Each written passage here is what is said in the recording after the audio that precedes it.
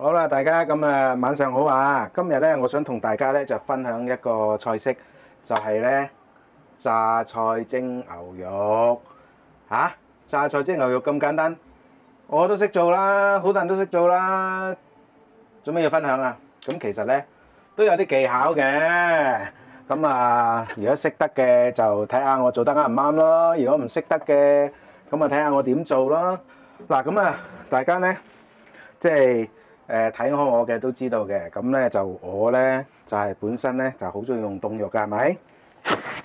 因為平啊嘛，窮港燦嚇。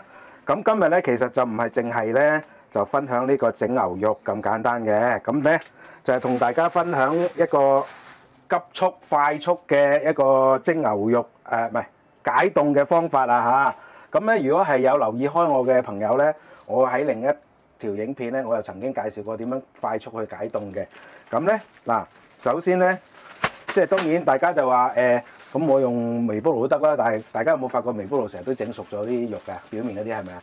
我而家咧就整一個快速嘅即係解凍嘅方法。嗱，咁呢個咧就啱啱喺呢個急凍格攞出嚟嘅牛肉，仲硬崩崩嘅，掟得死人㗎，成個石頭咁。咁首先我哋就要攞個密實膠袋啦，跟住然之後咧就包住佢啦。好，包住佢之後咧，我哋咧就攞一盤咧就係接近100度嘅滾水擺落去。嗱，咁攞個膠袋咧咁樣保護住佢啦，同埋就唔會入水。佢解凍嘅過程當中，嗰啲水分都唔會流失嘅。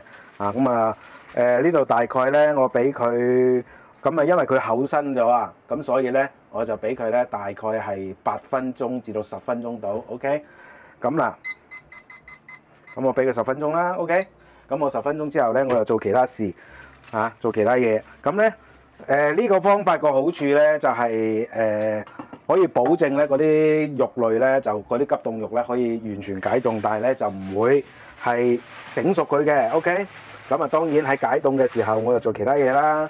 買咗嚿好大嚿嘅榨菜。嗱，榨菜咧都係要特別處理嘅喎。一買翻嚟咧，大家就即刻要切絲咧，就去浸佢。因為點解咧？嗰啲榨菜鹹起上身咧，其實就唔係太過好食嘅。雖然都鹹得好過癮啊，咁但係咧，咁其實咧佢咧就相對地鹹到咧係食唔到嘅。OK， 就算你送飯咧都嫌佢鹹嘅。咁所以咧第一時間要幫佢切絲啦，然之後浸水啦。嗱，咁有好多人咧就話即係攞滾水浸啦。咁我就唔建議咧就攞滾水浸呢個係即係浸呢個榨菜嘅。因為點解咧？你用滾水浸佢咧就會浸腍佢嘅，蒸出嚟就唔會爽口噶啦。咁當然我都試過啦。如果唔係嘅話，我都唔會同大家咁講啦，係咪？嗱，咁首先咧就切大概係2分到嘅薄片啦。嗱，大家睇唔睇到我係切咗一邊咧，切平佢，跟住然之後咧就轉另外一邊咧跟住切到咁上下，又轉翻。點解咁樣咧就可以咧係保證你切嗰個榨菜咧就切得好，咁同時間咧又唔會咧即係飛到周圍都係跣手咁樣。OK， 嗱，咁大概咧2分到見方就 OK 噶啦嗰啲榨菜。咁今日咧啲榨菜其實我都算多嘅，不過咧我都講過好多次我好中意食嗰啲即係蔬菜好中意因為呢啲係均衡營養啊嘛。咁榨菜咧以前講緊咧即係好耐之前，即係幾百年前啦。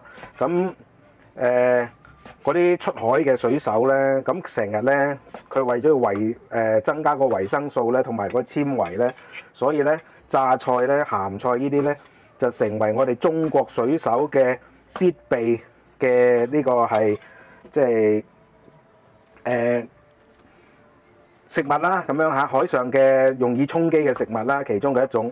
咁大家咧如果有留意開嘅歷史咧，就會發覺，咦喂，點解西方嘅水手咧成日都有壞血病但係點解咧中國嘅水手就唔多傳出呢啲咁嘅問題嘅咧？咁就係因為有榨菜、鹹菜呢啲咁嘅職業嘅蔬菜，咁佢可以長期保存嘅。咁大家都知嘅，出咗海之後咧，你係好難去長期保存㗎，係咪？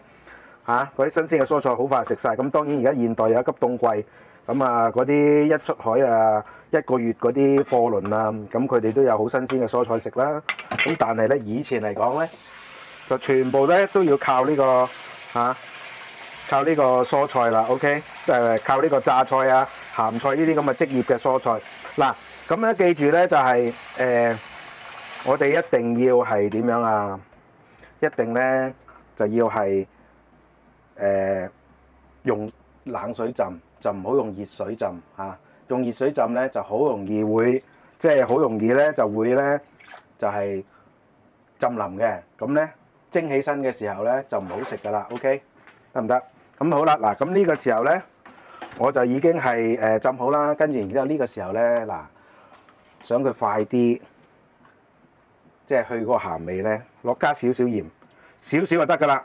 咁我嚟做乜咧？就等係愛嚟咧，就勾引佢嗰啲鹹味出嚟啊！咁呢個大概浸幾耐咧？浸半個鐘頭至到浸1個鐘頭到啦。咁啊視乎大家嘅即係想佢鹹度有幾多啦。咁通常嚟講咧，我哋家廚咧，我成日都講嘅係一個好好嘅乜嘢啊？時間管理嘅訓練。我當然唔會齋睇住佢浸啦。咁咧，我就會係即係會係做其他嘅，同時間就做其他嘅工作啦。OK， 好冇？咁啊，等陣間咧，我要醃嘅時候咧，嗰啲肉咧 OK 咗之後咧，我就再開機同大家分享點樣切牛肉啊，點樣開牛，點樣醃啊。嗱，好啦，大家咁咧，呢個牛肉咧，我就其實已經擺咗喺度超過10分鐘㗎啦，就20分鐘都差唔多有啦。咁但係點解我可以擺到咁耐咧？個原因咧就係先頭咧，我就整緊其他嘅餸嚇。咁但係嗱，大家唔使擔心嘅，就算超過10分鐘，佢都唔會係淥熟嘅，因為點解啊？嗰啲肉嗰啲水咧係會不斷咁即係降溫㗎嘛。咁所以大家唔需要擔心啦。咁我而家咧就倒咗啲滾水先，跟住然之後咧，我就同大家去分享點樣去開牛肉啊！嗱，呢個咧牛肉咧個好處咧就係嗱，大家睇下，因為咧我冇直接掂過水啊，所以咧佢都仲係保持好鮮色嘅。OK，咁如果咧嗱，同埋咧，如果個袋裏邊咧有翻啲肉血水喺度咧，我哋係可以用翻嘅。OK，好啦，嗱呢個時候咧，咁啊先處理咗呢個牛肉啦。嗱，佢個表面咧有一啲筋膜嘅，咁啊可以即係戒咗佢啦。OK，嗱嗰啲膜咧就可以係撇走佢嘅，咁但係如果係嗰啲筋咧，我啊中意留翻嘅。點解咧？咁個原因就係嗰啲筋嗰啲膜咧就污糟啲啦，容易即係有污糟嘢啦。OK，咁但係咧嗰啲筋咧，我成日都好中意嚼嗰啲筋嘅，咁所以咧我就留翻佢啦。嗱，咁呢個牛肉擺喺度。咁我咧就大概係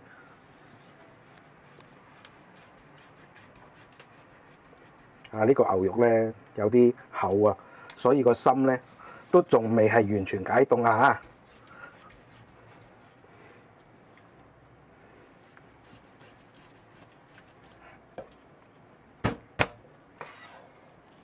好。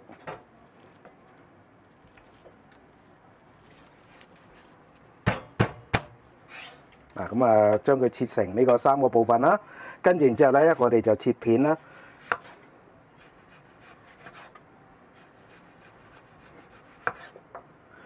咁咧切片咧，我哋就可以係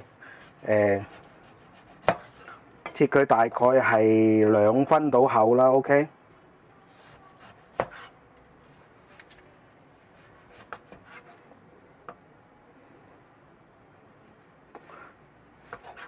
嗱，咁咧就有好多人咧就話：哎呀，切薄啲牛肉咧就會係嫩啲啦。咁其實咧就唔一定係嗰件事嘅。喺我自己嘅角度嚟講咧，因為佢醃嘅時候咧，好多急凍牛肉啊，其實咧佢係會散開嘅咁所以咧我切佢嘅時候咧，我就唔會切到太薄嘅。咁我而家嘅急凍牛肉就用緊嘅係牛柳頭啦。OK。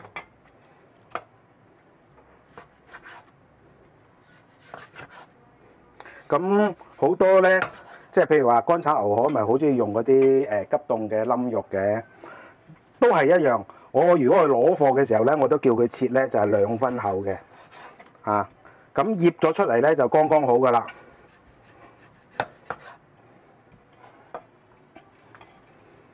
嗱，咁啊，因為佢厚嗰頭咧，佢嗰個即係表面啊，嗰個急速嗰個解凍啊，佢未完全解凍啊，咁所以咧切落去咧就都係有少少困難嘅。OK，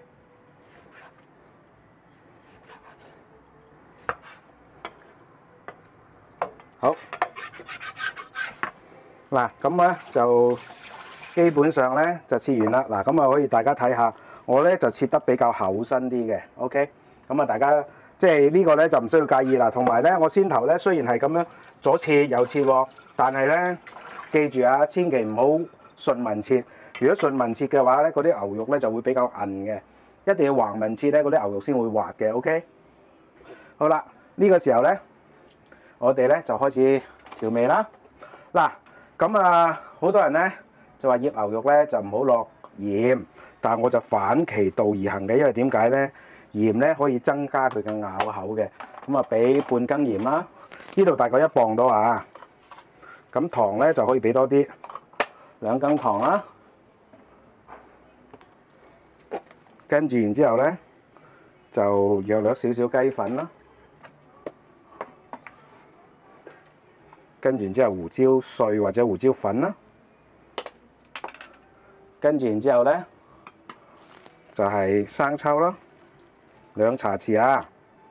跟住然之後老抽啦，因為咧牛肉咧我哋要蒸好佢之後咧，希望佢咧就深色啲，咁所以咧就會落老抽嘅。咁啊落少少就得噶啦。跟住然之後酒啦，2茶匙到啦。跟住然之後麻油啦。咁啊落多落少就隨大家自己個人喜歡啊。好啦，呢個時候落生粉啊，咁啊生粉咧就可以落1羹2羹夠噶啦嚇。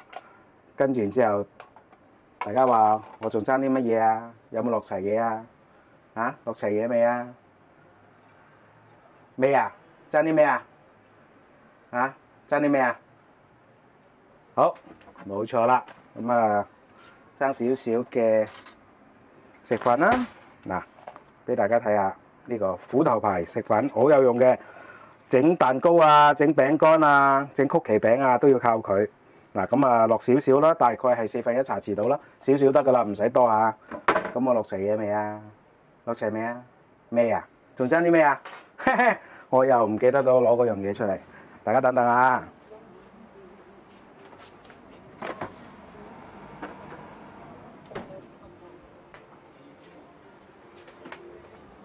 冇錯啦，就係乜嘢啊？雞蛋咯。嗱，咁咧雞蛋呢度咧就有2個作用嘅。第一個咧，嗱落一隻就夠嘅，1磅到嚇。咁咧雞蛋喺呢度有2個作用嘅。第一個咧就係可以即係令到佢更加滑啦，係嘛？咁其實有另外一個作用咧，大家可能唔知嘅就係乜嘢咧？酒加蛋可以提升嗰個牛肉嘅味道嘅，即係簡單嚟講，我扮牛肉嘅味道。急凍肉通常都冇咁好牛味噶嘛，同黃牛肉比啊。咁好啦，最後尾咧，我哋就加水啦。咁啦，嗱加水咧，我講過好多次嘅。呢個係醃肉一定要加水嘅。咁個加水個比例係幾多咧？牛肉咧就係2份牛肉1份水，豬肉咧就係4份豬肉1份水，雞肉咧就係8份雞肉1份水。點解會有呢個差別咧？因為每一種肉嘅吸水嘅程度都唔一樣嘅。OK。咁所以咧就要加唔同嘅比例啦。牛肉係最吸水嘅，所以可以俾加多啲水啦。雞肉係最唔吸水嘅，所以就要俾少啲水啦。OK， 咁咧先頭我話要俾少少嘅梳打粉或者叫做食粉啦。點解咧？因為佢可以幫助吸水嘅。OK， 咁咧吸水嗱，而家大家睇下，我咧就呢個咧就好即係水汪汪啦，係咪？咁咧大家等陣間咧睇下咧，我撈下咧就會係吸晒啲水就唔見噶啦。OK。咁咧嗱，通常咧呢個過程咧，我都俾大家睇晒嘅。大家都知道啦，呢啲係我嘅習慣嚟㗎嘛，大家話係咪啊？咁亦都可以從中咧可以即係睇到咧一啲撈嘢嘅技巧啊！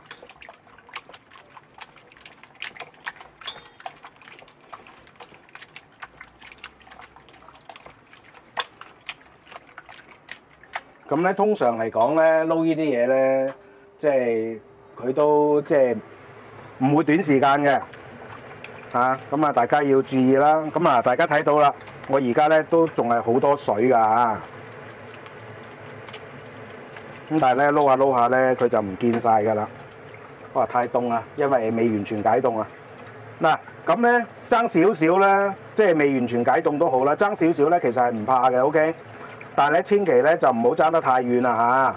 即係佢硬刮刮嘅時候，即係完全冇一啲解凍嘅跡象都冇咧，你走去醃佢咧，咁就好困難嘅，OK。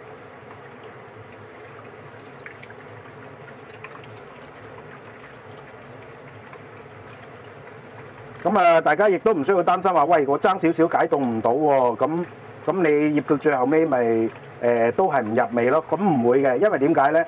因為你喺嗱，我而家咁樣攪動嘅過程之中咧，係會產生熱力嘅，咁咧就會令到咧嗰啲牛肉咧就會自動會慢慢解凍㗎啦。OK。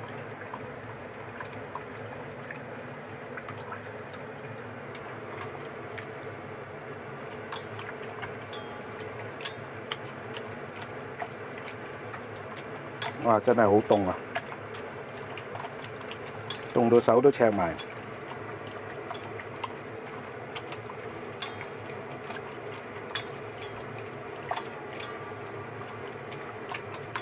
嗱咁同埋咧，即係就算 even 係時間長段都好啦，我都俾晒大家睇。其實仲有另外一個原因咧，即係當然啦，我係要希望大家睇到呢個 texture 嘅變化之外咧，另外其實亦都有一個原因咧，就係大家睇到我唔係作假嘅嚇。咁我當然 cut 到支離破碎嗰啲，我唔係話佢作假，而係咧有機會俾人哋 challenge 啊！嗱，咁啊大家睇到嘅，我而家撈到咁上下咧，佢亦都一路咁樣解緊凍啦。大家見到嘅嗰啲水咧就少咗啦。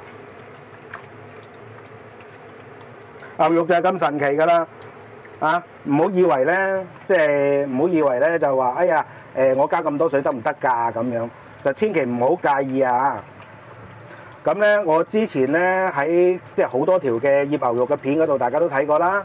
咁尤其是係嗰條黃布炒蛋啊，即係前轉啊，點樣去撈呢個爽滑牛肉？記住加水咧，就係可以係令到嗰啲牛肉咧，佢吸水吸得犀利咧，可以變到佢咧就滑嘅。因為牛肉咧就比豬肉唔一樣啊，牛肉咧佢更加需要多嘅水分咧，佢先至夠滑嘅啊。咁然之後咧。嗰個加入食粉咧，就唔係要嗰個化學作用，要揦到佢變腍喎，而係乜嘢咧？係幫助佢吸水。OK。嗱，咁啊，大家睇下啦，係咪啊？嗰啲水就越嚟越少啦，但係而家都未起膠嘅，要撈到佢吸晒啲水起膠為止啊！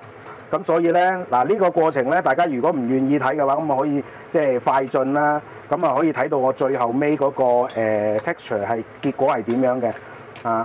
咁當然我都係即係拍到嗰度就講到嗰度，諗到嗰度就講到嗰度啦。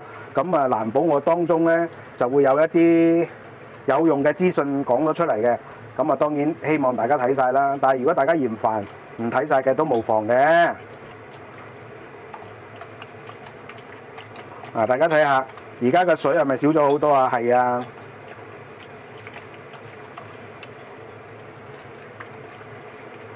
因為咧佢未完全解凍啊，所以咧好凍啊，咁所以我都有少少，大家見到我咧有少少忍住咁樣，就住咁樣。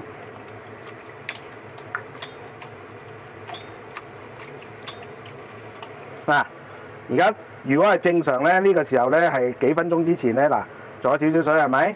咁咧等緊撈下咧，佢就完全吸晒㗎啦，即係佢完全解凍之後就完全吸晒㗎啦。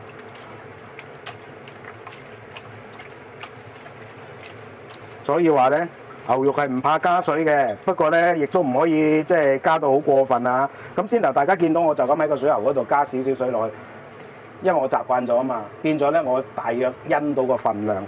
咁如果係大家咧即係冇印度嘅話，梗係要用量杯啦。嗱，呢隻量杯啦 ，OK， 有刻度嘅。咁你1磅即係480克，加8份即係60 ml 水到啦，60 cc 水到啦 ，OK。嗱，大家睇唔睇到啊？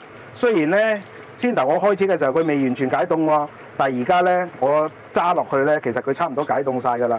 咁喺呢個時候咧，佢吸水亦都吸到起碼有80%㗎啦 ，OK。咁我再稍為撈少少咧，咁佢就10足10㗎啦。咁就完全啲水咧就唔見晒嘅 ，OK。嗱，我成日都強調嘅，我哋家廚咧有嘅係時間千祈唔好急。咁當然話喂，你話城市人嘅咁樣即係兩公婆一齊出去揾食嘅，唔得閒嘅。其實呢啲咧醃肉咧可以係得閒嘅時候咧，即係譬如話星期六日咧醃一次，一醃就醃1個禮拜。咁通常嗱，呢啲咁樣咧，你醃好咗之後嘅肉咧係可以擺到5日嘅。咁你自己計啦，1個禮拜係咪？其實呢個好方便㗎，你醃咗呢度擺喺度咧，隔咗1日之後咧，仲更加好食嘅，即係仲更加滑嘅。咁所以咧，其實我就建議大家咧，就係1個禮拜可以醃1次，醃豬肉、醃牛肉、醃雞肉，醃好晒，擺晒落雪櫃。要炒嗰陣時候咧，就攞翻出嚟，或者要蒸嘅時候咧，就攞翻出嚟。OK， 嗱，而家咧就真係吸水，嗱，大家睇下，聽唔聽到啊？聽唔聽到啊？先頭都仲係好多水㗎，啲水幾乎浸住啲牛肉，浸過身咁滯㗎。但係而家咧，我撈下撈下咧就唔見晒啦。咁呢個咧就係我哋撈肉嘅神奇作用。加呢個係梳打粉嘅神奇作用，但係記住喎，梳打粉一定唔可以多啊！多嘅話咧，佢就會蓋過晒啲肉味咧，你就會好似食洗衣粉咁嘅味道。嗱，咁嗰種味道係咩味道咧？大家如果成日去茶餐廳咧，或者餐廳咧去食乾炒牛河，如果你食到一啲唔似牛味嘅味道咧，嗰啲就係佢落多咗呢個梳打粉啦。OK， 但係大家話佢哋嗰啲牛肉咪好滑啊？係啊。你睇下嗱，而家佢吸晒水，完全解凍啦，吸晒水啦，掂啊！嗱，大家睇下，呢個時候都仲未得㗎喎，我再撈多一陣先啊！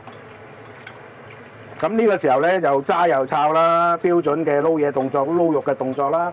咁呢個我相信咧，大家習慣咗即係我嘅烹調，即係睇習慣咗我嘅影片嘅話，都知道係咁樣啦。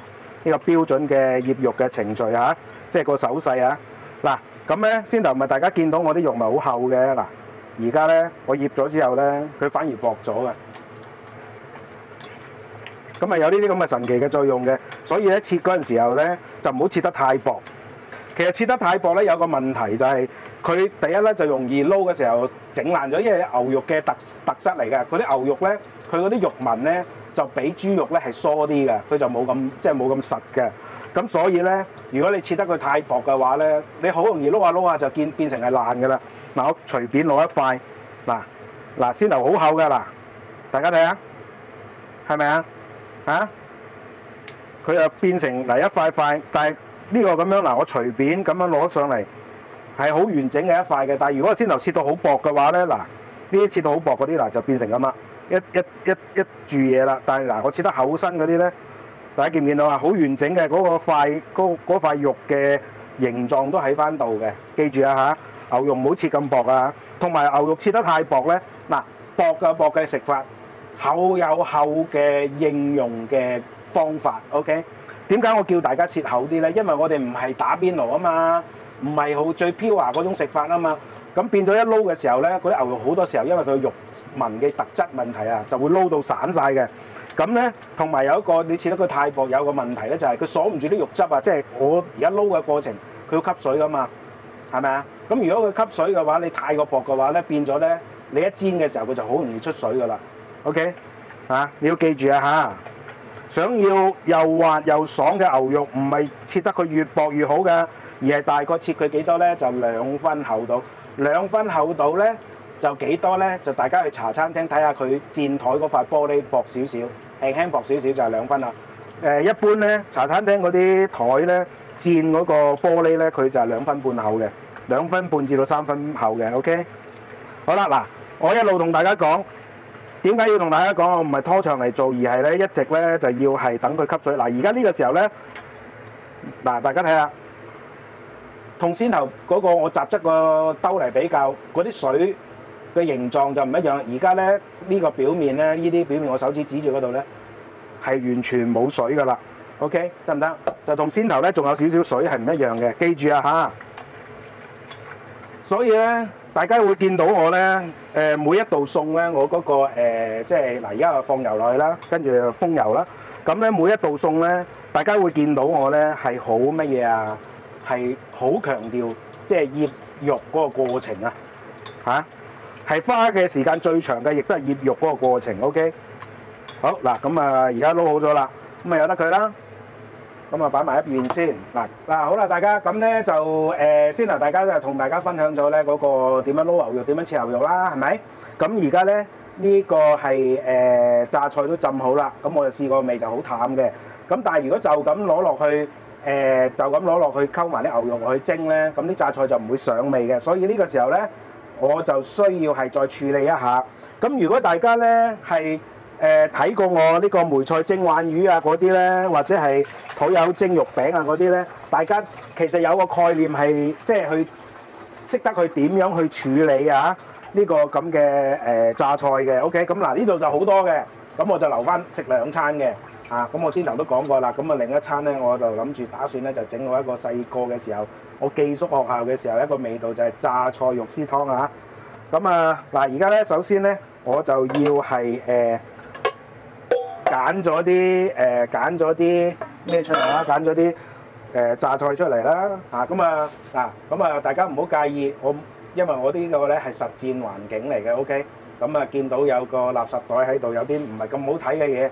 咁但係我亦都希望大家明白呢個先係現實生活啊！我唔係要做 demo 㗎，我而家係煮緊飯食飯嘅，等陣間我仔女要食飯。好啦，咁我揀啲細粒嘅出嚟啦。咁啊長條嗰啲咧，我就留翻佢愛嚟做呢個榨菜湯啊！即係碎嘅我就攞嚟做整呢個係蒸牛肉。嗱咁啊蒸牛肉咧，咁啊榨菜咧就唔使多嘅。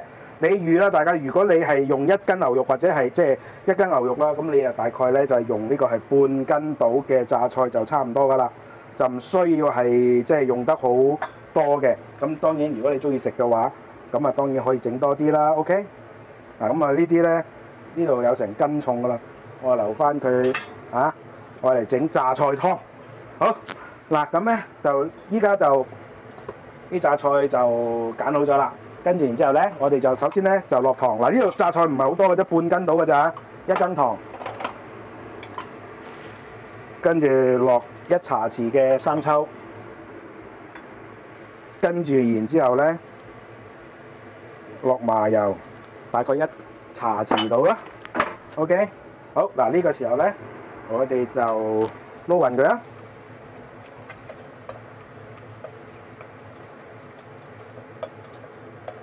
嗱呢個階段咧就係等佢上味因為嗱先頭咧，大家如果睇到我嗰個牛肉咧，即係嗰個牛肉咧醃牛肉嘅時候，其實我已經係落到冇咁鹹噶啦。OK， 咁但係而家咧，因為啲榨菜已經浸到咧，一啲鹹味都冇㗎咁所以咧呢個時候咧，我哋就要上味啦。嗱咁啊撈勻佢啦，見到佢上晒色啦咁啊呢糖都溶咗啦。OK， 跟住然之後咧，我哋就將撈好預先撈好咗牛肉，咁啊擺埋落去啦。好，跟住然之後呢個時候咧就撈埋一齊嗱，咁啊基本上咁啊撈好㗎啦，等陣間咧就直接攞落去蒸就 OK 㗎啦，好冇咁啊好啦，嗱咁呢度咧就醃牛肉開牛肉點樣處理嗰啲榨菜咧講完啦，咁啊等陣間攞落去蒸嘅時候，我先再開機。咁啊，到其時咧，就大家睇下我呢個咁樣蒸法個結果如何個效果如何我可以話俾你大家聽咧，係好好食嘅。OK， 當然唔係賣花讚花香啦，我賣花讚花香好簡單，俾人篤破嘅啫，就係大家跟住我一齊做，跟住然之後，哇咁難食嘅 Leo， 你咁都好介紹嘅，唔係啩？係咪啊？大家話係咪啊？只有大家做過先知道我到底做呢樣嘢得與唔得。OK， 好唔好？咁啊，等陣間見啦好啦，嗱大家咁水滾啦喎，先頭就睇咗點樣撈嗰啲牛肉同埋撈嗰啲榨菜啦。咁啊，而家擺落去好嗱，咁咧就蒸牛肉咧，我哋就需要一啲特別嘅技巧先至可以係蒸得佢又滑嘅，又嫩嘅，就唔會蒸過籠嘅。咁我之前咧都同大家即係分享過，就係講過就係話，喂，我哋肉類咧，即係豬肉嚟計咧，就蒸15分鐘就一定錯不了嘅。但係如果喺牛肉上面咧，蒸10分鐘咧，蒸15分鐘咧就一定過老嘅。咁12分鐘得唔得咧？都得，不過個心可能有少少唔熟啊嚇。咁所以咧，我哋喺蒸呢個係牛肉嘅時候，我哋一定要有啲嘅特別嘅技巧。咁當然呢個蒸呢個牛肉餅就另一件事啦。OK， 嗱，首先咧就我哋放落去，咁我哋有榨菜噶嘛，我哋放落去盡量咧就係要鋪平嗰啲牛肉啊嚇。咁咧，然之後咧啲榨菜咧就擺喺面，跟住然之後咧，我哋咧就先係咧就係蒸佢5分鐘先。OK， 蒸佢5分鐘啊嚇。點解要咁做咧？等陣間5分鐘之後，我同大家解釋下。好，5分鐘而家計時啦。咁啊，等陣間5分鐘之後咧，我哋再開機睇下個效果先嚇。好啦，大家咁嗱，而家咧就5分鐘鐘響啦喎。咁我哋睇下咩效果先啊？嗱，大家睇到係咪表面熟啊？咁呢個時候咧，其實咧佢咧就係即係我閂細個火先嚇。如果唔係淥親手啊。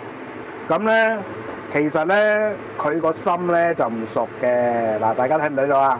我抄佢呢個時候咧，我點解要分兩段嚟蒸咧？就係呢個時候我要抄散嗰啲牛肉佢。咁咧表面嗰啲牛肉咧就要擺翻落個心嗰度，跟住然之後咧嗰個熟嗰啲牛肉咧，我就即係生牛肉就擺翻落去即係個表面啊嚇。咁然之後咧，熟嘅牛肉咧，我哋咧就抄佢上面。OK， 咁樣咧，我分兩段式嘅蒸法咧，咁就可以保證咧，確保嗰啲牛肉咧就一定熟嘅。但係同時間咧，該即係先熟嗰個部分啊，嗱呢個比較麻煩啲。你等陣啊，即係嗱，見到我點樣抄啦？咁我而家咧，我要匿埋嚟抄，因為冇位啊。佢跣嚟跣去，嘿，好乞人憎。咁啊，大家睇住隻鑊先啦。咁我呢個我都唔 cut 㗎啦 ，OK。嗱，咁我而家咧就抄散嗰啲牛肉啦，咁啊將生嗰部分咧，我就抄佢上面，熟嗰部分就擺翻喺底。咁咧等陣間咧，我再蒸嘅時候咧，再翻蒸嘅時候咧，就可以確保所有嘅牛肉都處於一個熟嘅狀態，但係同時咧係剛剛好嘅。咁咧就唔會係部分牛肉會過熟啦 ，OK。記住啊，呢個係蒸牛肉特別嘅技巧嚟嘅。咁啊，應該就唔係咁多人提醒呢樣嘢嘅。咁我就特別啲啦，我係詳盡啊嘛。咁亦都我成日講嘅魔鬼盡在細節啊。咁啊唔好介意啊，因為我要炒勻佢咧，需要有少少時間。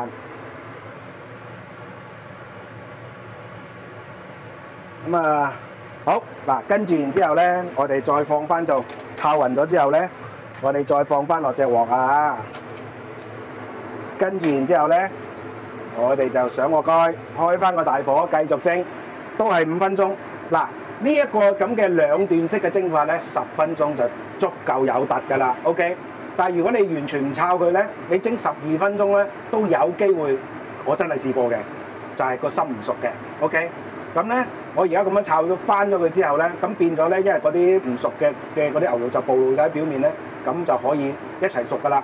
咁啊10分鐘，我可以保證咧嗰啲牛肉咧又唔會韌，就剛剛好熟。OK， 就算大家都知嘅牛肉咧，就算你去到係9成熟咧，都冇問題嘅。咁變咗就話我呢個咁嘅兩段式嘅蒸法咧，就可以保證嗰個牛肉係處於一個最佳嘅食用口感。OK， 得唔得？好啦，嗱，咁我等陣間5分鐘之後我再開機再睇下個效果如何咯喎。好啦，大家咁又5分鐘過咗去咯喎，加埋就10分鐘到啊！咁我而家熄咗火啦，我而家開中揭曉，睇下個結果如何先。好嗱，首先咧就檢查下佢第一件事啊，檢查下佢睇下佢即係夠唔夠呢個係熟先，睇下先啊。好嗱，所有嘅牛肉咧表面都一樣，一定係熟嘅。OK。跟住然之後咧，我熄咗個抽氣扇先啦，好嘈啊！嗱，咁啊所有牛肉大家都見到嘅，係咪啊？咁啊全部都熟啊！跟住然之後咧，我食下先，食個最柴皮噶啦。啊，點啊？好滑啊！我俾大家睇下，係咪肉？對唔對到焦？對唔到啊？唔抵死。算啦，對唔到都算啦。今日啊，呢牛肉好爽，好滑。咁啊，味道咧就剛剛好啦，唔係偏鹹，帶少少甜啊。咁嗱，呢個時候咧，我最後尾咧，你等陣啊，插擺翻靚少少啊，要影靚相啊！等陣間俾我炒到亂曬龍。咁咧記住咯喎，係兩段式嘅蒸法。呢個係蒸牛肉咧，一個好特別嘅一個手勢嚟嘅，一個好特別嘅手法嚟嘅。咁就可以保證咧，嗰啲牛肉咧就唔會過老，同時間亦都保證佢熟啊！好嗱，咁咧而家咧我可以係做個總結啦。嗱，咁啊大家咧先頭見到嘅，首先第一件事咧就係我知道城市人咧就好急促嘅，咁所以咧今日咧我都同時間係介紹咗一個係快速嘅即係解凍嘅方法。咁因為先頭嗰個牛肉比較大啊，可能講緊嘅係要10幾20分鐘啦。如果係一般嘅扒類咧，5分鐘就已經搞掂。咁我上一次咧我已經試過俾大家睇㗎啦。咁然之後咧，開牛肉嘅時候，大家要記住咧，就盡量咧就係順紋切咁啊順紋切咧，佢就會腍啲、滑啲嘅，容易爽口嘅。但係如果咧係好似我先頭我咬嗰嚿咧，其實我特登揀咧就係有個橫紋，因為今日咧，因為佢即係我解凍得唔好啊，難切啊，所以咧切咧就成日改變個方向。咁呢個係唔好嘅手勢嚟嘅，咁大家要記住咯喎。但係都唔阻礙我呢碟咁嘅即係榨菜蒸牛肉。哇！先頭大家聽到啲聲咧，我食嗰啲聲咧都係好爽嘅。OK， 咁啊好滑嘅。好啦，咁然之後咧撈嘅時候咧，嗱大家要計數啦。點樣去計數咧？先頭咧其實我撈牛肉嘅時候咧，我係計埋咧榨菜會鹹嘅，因為榨菜咧我要另外上味噶嘛。就算佢本身係夠鹹都好，咁另外上味就更加鹹啦。就算我將啲榨菜浸到好似先頭咁淡咧，咁我都要再重新上味噶嘛，咁所以咧都會鹹嘅。所以我哋撈牛肉嘅時候咧，個調味嘅份量就要點啊？就要預埋咧，就係嗰個榨菜嘅鹹度。咁所以我哋撈牛肉醃嗰陣時候咧，就要係預減，即係正常調味咧減翻多少 ？OK 得唔得？呢個係第一啦。咁第二咧就係榨菜，記住咧就千祈唔好係即係用呢個係用呢個熱水去浸喎。嗱，好多人咧因為趕時間啦，跟住然之後用熱水去浸，咁啊梗係可以快啲淡啦。但係咧其實咧係會令到啲榨菜蒸出嚟係腍嘅，唔爽嘅。我依家試下，聽唔聽到啊大家？聽唔聽到啊？所以咧浸榨菜咧，寧願係點咧？寧願係花長少少時間。唔好意思啊，我要食。我吞咗先，得唔得啊？聽唔聽到啊？咁咧，你想啲榨菜腍咧？唔係，你想啲榨菜爽口咧？記住一定要係點啊？一定要係用呢個冷水浸。冷水浸，你想佢快啲出咗嗰啲鹹味咧，就落少少鹽。呢個係少少嘅，即係化學知識嚟嘅。你落少少鹽咧，可以勾引到咧佢本身，因為嗰啲鹹嗰啲榨菜好鹹噶嘛。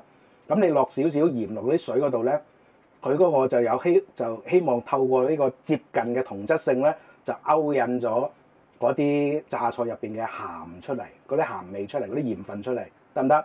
咁大家見到嘅我第一轉係咪？咁第一轉嘅時候落鹽啦，咁你要做第二轉嘅喎。